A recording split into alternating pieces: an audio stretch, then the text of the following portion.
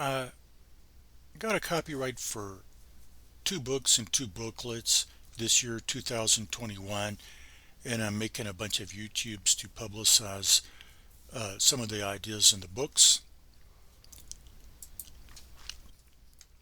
One of them is called The Idiomatic Usage of the Last Days Idiom in the Greek Bible. Where this started was that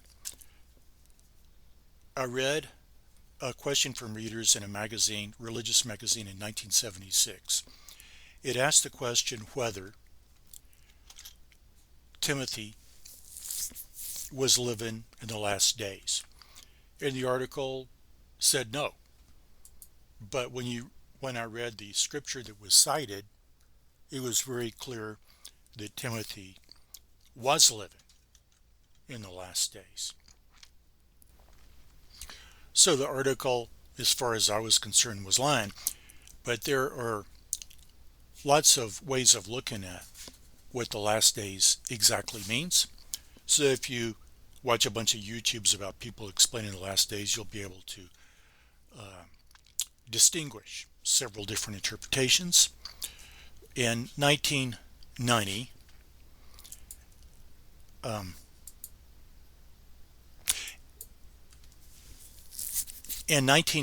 I finally figured out that the expression last days was idiomatic.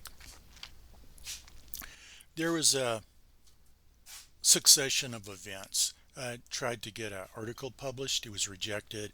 I found out somebody had written most of the ideas that I had in 1961. But this book about the idiomatic usage of the last days covers the Greek usage.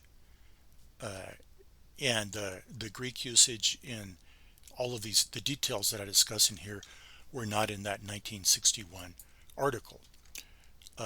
In this book, I quote a bunch of public domain Bible commentaries to help explain to the average reader that the expression last days actually just means in the future. Another book is called, actually a booklet, both of these I should call booklets, The Original Meaning of the Parable of the Good Shepherd. Well, in 1980 I read an article in a religious magazine that was intended to prove what the other sheep meant in the parable of the Good Shepherd. But it convinced me that the author of that article didn't know and that I didn't know. And so sometime in the late 1980s, but I don't remember exactly when, I realized that the key to the interpretation of the parable is in John chapter 11, and that the other sheep are the Greek diaspora. In other words, the first Christians were the Hebrew-speaking Jews, but after beginning with Pentecost, Christianity was opened up to the Greek diaspora and also to the Samaritans. So the third book has a long, complicated title, Syriac Interpretations of the Book of Daniel, translated from the 18th century Latin versions of Petrus, Benedictus, and Joseph Simon Assemani. I did not want the title to be so long. I wanted to call it Ephraim the Syrian's Commentary on Daniel. I took an interest in the book of Daniel in the 1990s because I did not understand how controversial it was. If you don't know much about the history and you want to become acquainted with it, look at the Wikipedia article on the book of Daniel. The Wikipedia article takes for granted what most universities take for granted, and that is that the book of Daniel was written by a person, not by Daniel himself, but a person who said he was Daniel. And it was written not when Daniel lived, but in the 2nd century BC, during the time of Antiochus Epiphanes, and that it relates history very accurately when Antiochus was alive and about that time, but the history is wrong after Antiochus, and the history is blurred if you go remotely past from Antiochus or something like that. So I was worried about this controversy because Jesus believed in the book of Daniel, and if the book of Daniel is fraudulent, it meant Jesus didn't know what he was talking about. Well, I learned about Jerome's commentary on Daniel, which was written in Latin, so I decided that that was an extremely important book, and there's probably other important books written in Latin, so I decided I needed to learn to read Jerome's commentary in Latin. That was not necessary, and eventually I lost my interest in most of the Latin writings and most of what the early church fathers had to say. But what happened was I read a commentary on Daniel by James Montgomery, the best one I've seen so far. I think the copyright was 1927 or something like that. It's not quite public domain yet, I don't think. And he mentioned Ephraim the Syrian's opinions of the book of Daniel. He calls him Aphrim most of the time, I think, A-P-H-R-E-M, Aphrim Cyrus. And the surprising thing was, even though he is an early church father and a Christian, I could tell that some of his explanations were like Porphyry's.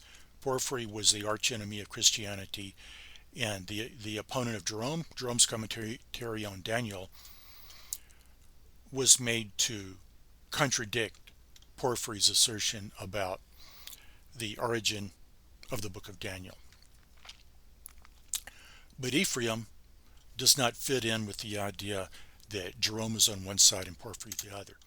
So eventually, after these old Latin books became available for free, when the Google scanned library books and universities scanned them, and the Microsoft project did, I was able to download these old Latin books, and since I'd already been practicing Latin a long time, I translated Ephraim the Syrian's commentary on Daniel, and I've realized that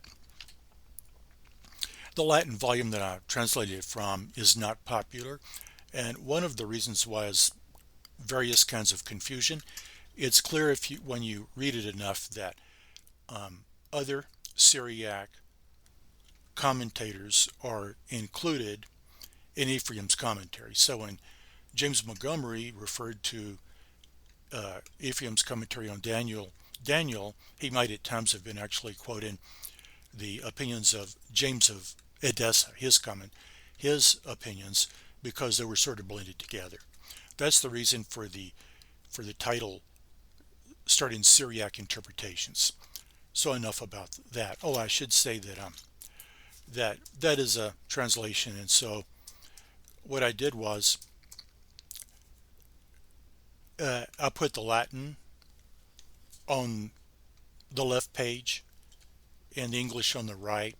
So printed in plastic comb, you can open the book up and see the Latin and also the English.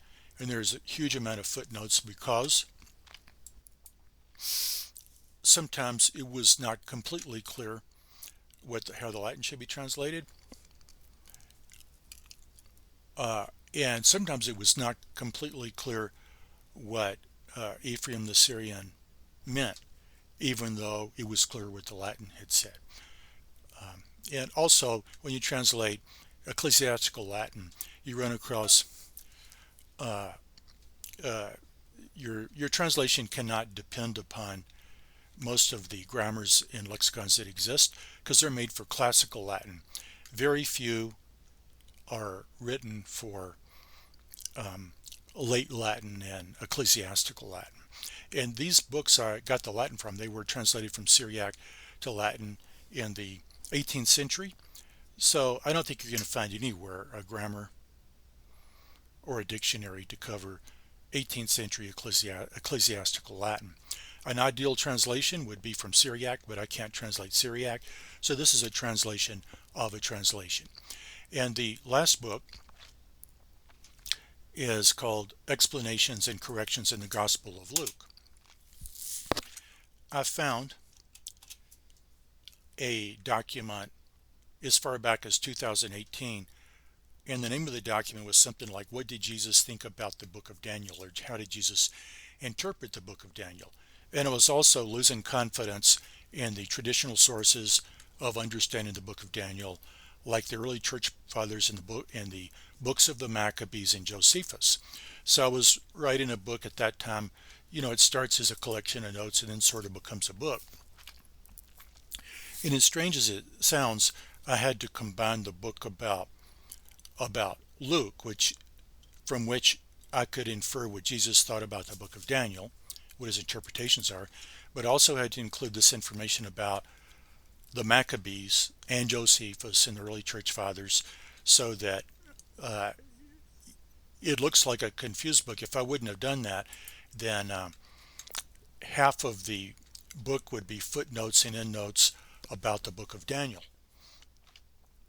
So I just called the book Explanations and Corrections in the Gospel of Luke.